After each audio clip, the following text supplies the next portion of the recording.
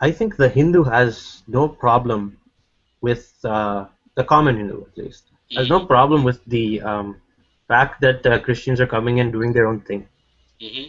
The only problem is that they're able to create hatred. Mm-hmm.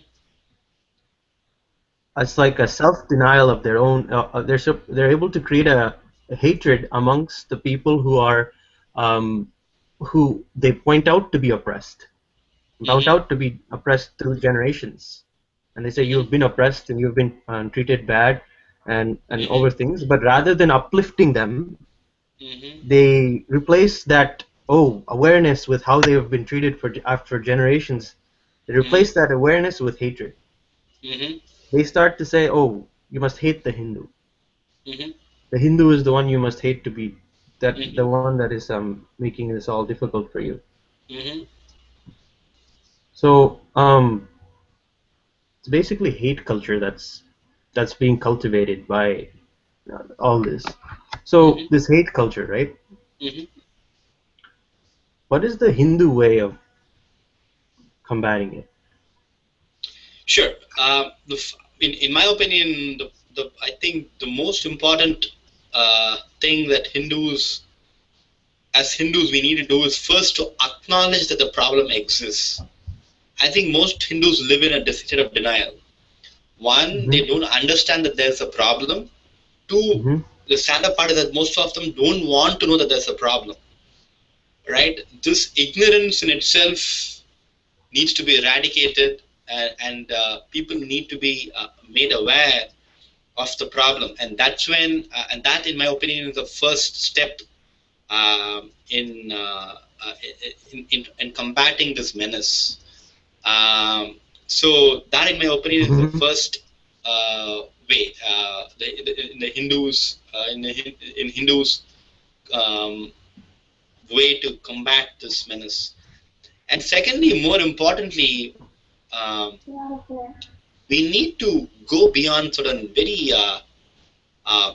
common, I would say, and very deeply wrong cliches that has come out of all this inculturation. One of the very common cliches that you can hear is all religions are the same. This is an extremely dangerous cliche that's thrown around, which is actually one of the effects of inculturation, wherein Jesus is the same as Krishna, Shiva is the same as Jesus, and I mean, everybody is the same as every other person. So a common man is asked, like, if Jesus is the same as Krishna, then why worship Krishna at all? Why not worship Jesus? If Shiva and Jesus are the same, why not worship Shiva? Why not just worship Jesus? So this idea that all gods are the same, all religions are the same, it's a complete humbug. I mean, no religion is the same. No two religions are the same. And this really needs to be brought forth to people, and that will only come when Hindus understand what is unique and special about their religion. What is the unique contribution of Hinduism to themselves and to the world?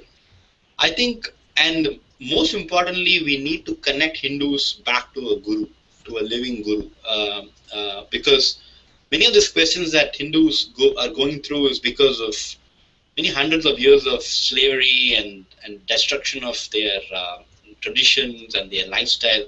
So to get them all together, it really needs the grace and the knowledge and the blessings and initiation of a guru, in my opinion, to get Hindus and Hinduism back on track. Okay, kind of like a Back to the Future situation.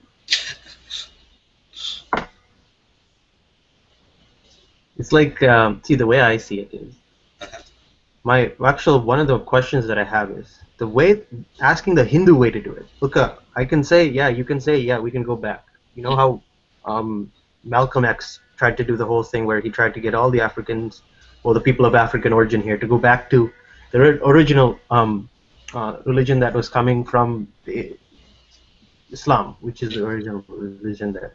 Mm-hmm. So, okay, one second. I have to.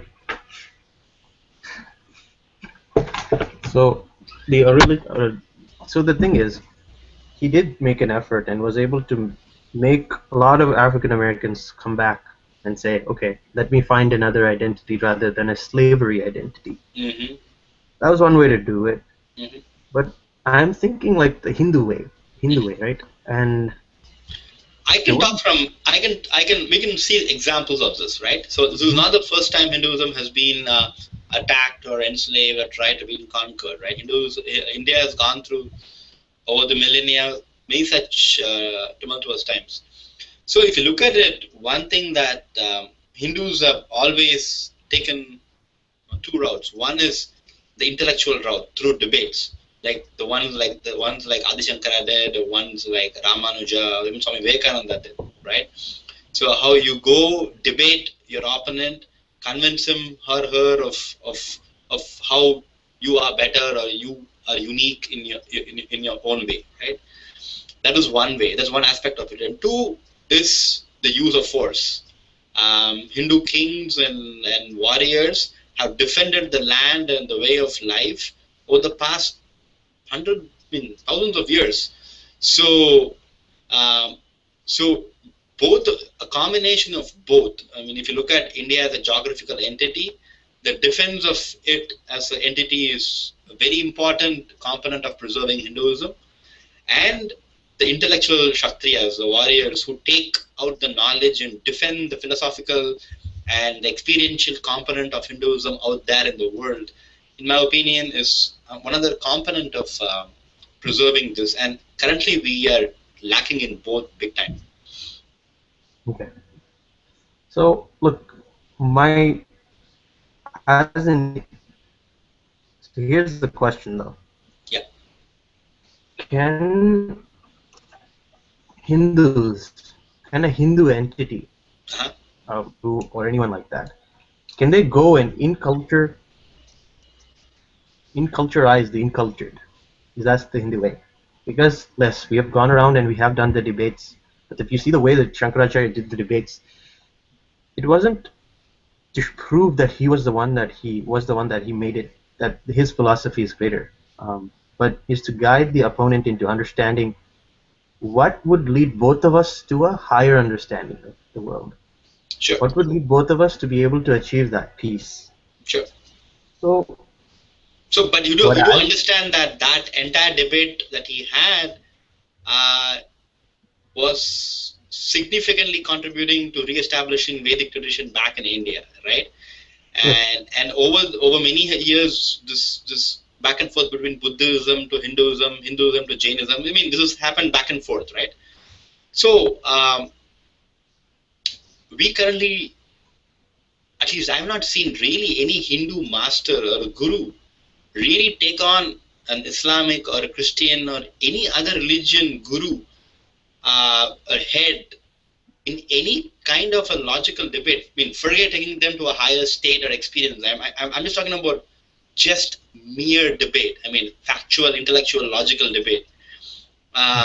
Most of the debate that if at all you see Hindus go there, I mean, they are absolutely ill-equipped. They hardly know much about their own religion, and they hardly know less about the religion that they're debating against, right? So they get taken to the cleaners very soon. So that needs to change. That needs to really change if Hindus have to, if Hinduism needs to be out there. And this inculturation, in my opinion, is not a Hindu way of doing something. Because inculturation, by its very definition, is a thing of deceit. It is where you're trying to cheat the other person into converting or trying to attract her to your religion, right? It is not an honest, open way wherein you give the other person the choice to take your path or not take your path, right? So this path, I believe, is certainly not something that Hinduism should follow. But at the same time, the conviction with which the missionaries function, with which the missionaries go to all corners of the globe, trying to take the word of Jesus or Christ, something that is worth emulating. And Hindus have done it in the past so wonderfully well, right? But over over the past few hundred years, because of foreign conquests or enslavement of our mind and of the land, we have lost the conviction.